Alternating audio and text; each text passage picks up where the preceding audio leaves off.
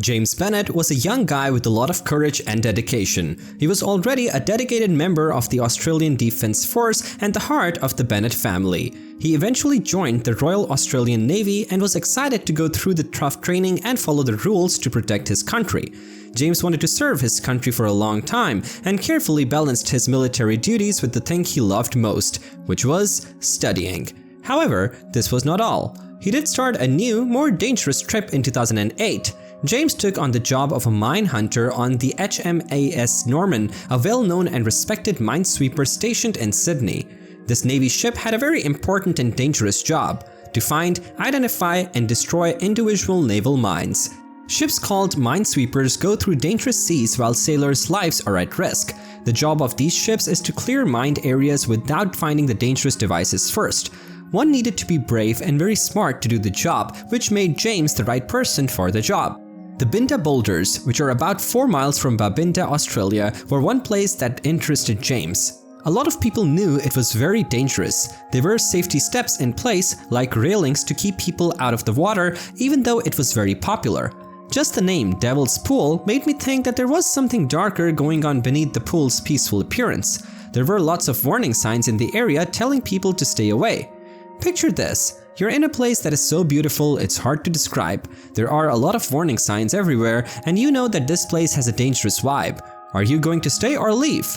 Before Europeans came, Binda Boulders was a great place for the Yatindi group to live.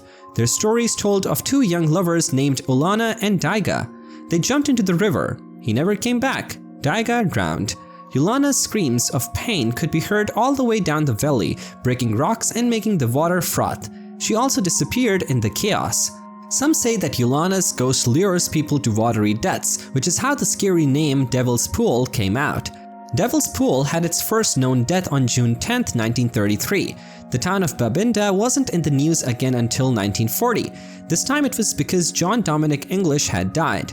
James liked being the green nature, especially when he was on military leave.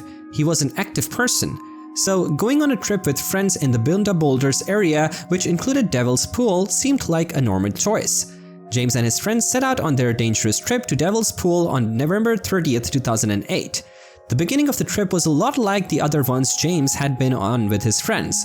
From the parking area and picnic spot, they took a walk along the stream until they decided to go down the Devil's Pool walk. The thick jungle closed in around them as they went, and the sound of running water filled the humid air.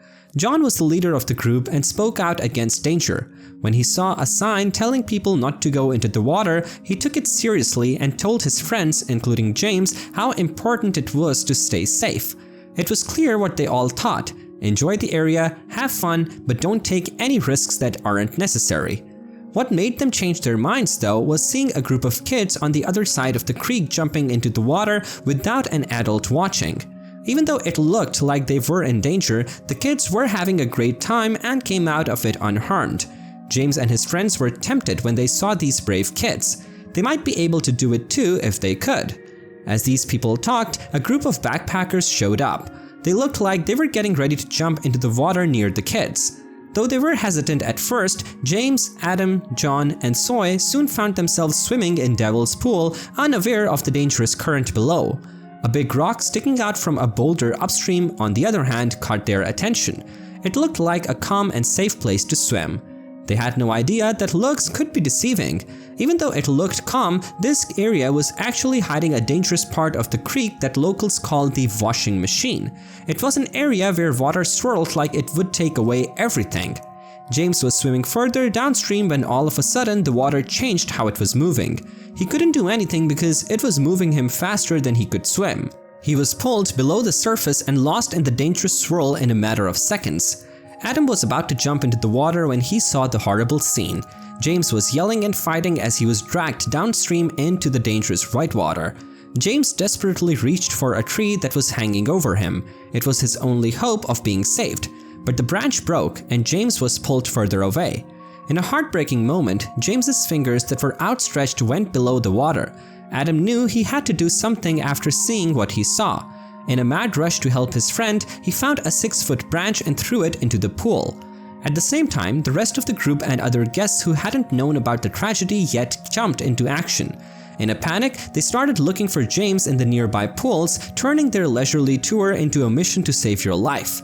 As soon as the emergency services were called, the race against time began. John and Soy, two of James's friends, were told to lead the first responders back to the scene while the cops and EMTs arrived with grim determination on their faces. The search was very hard because the ground was very unstable and the water currents were always strong. John Tavala drowned while attempting to rescue his friend. While Adam gave important information to the cops about what happened before James went missing, the search teams had to deal with dangerous situations. They searched the sides of the creek non-stop, trying to find the person rather than saving them.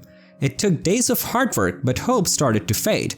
The task was hard on the search crew's emotion and made them work long hours. The search finally took a sad turn on a terrible morning.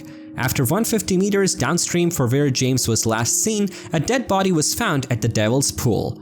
Based on the circumstances and autopsy results, the coroner's report proved the terrible truth. James Bennett had tragically drowned in the Devil's Pool. Devil's Pool is a scary reminder of how close the line is between beauty and danger in nature. The sad story of James Bennett serves as a wake-up call to pay attention to nature's signs and warnings.